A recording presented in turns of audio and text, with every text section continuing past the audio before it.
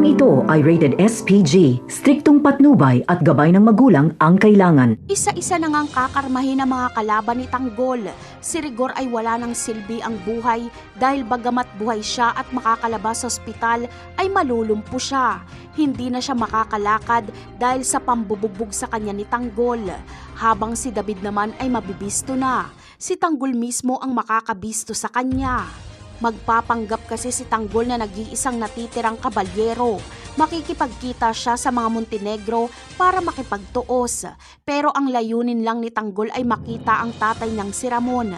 Sasama naman si David kay Ramon dahil gigil na gigil siyang patayin ang natitirang kabalyero para wala siyang kaagaw sa yaman ng mga kabalyero. Hindi niya alam na si Tanggol lang pala ito. Dito ay harap-harapang sasabihin ni Tanggol kay Ramon na siya ang bunga ng panggagahasa ni Ramon kay Marites. Dito na mabibisto si David. Susubukan niya pang manlaban pero wala siyang laban.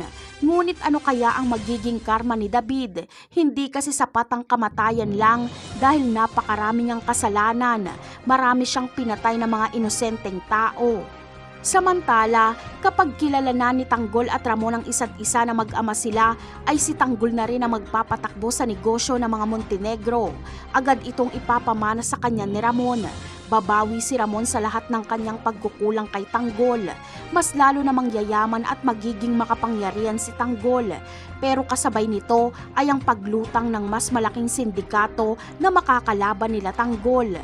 Kaya marami tayong aabangan sa mga bagong karakter. Paalam!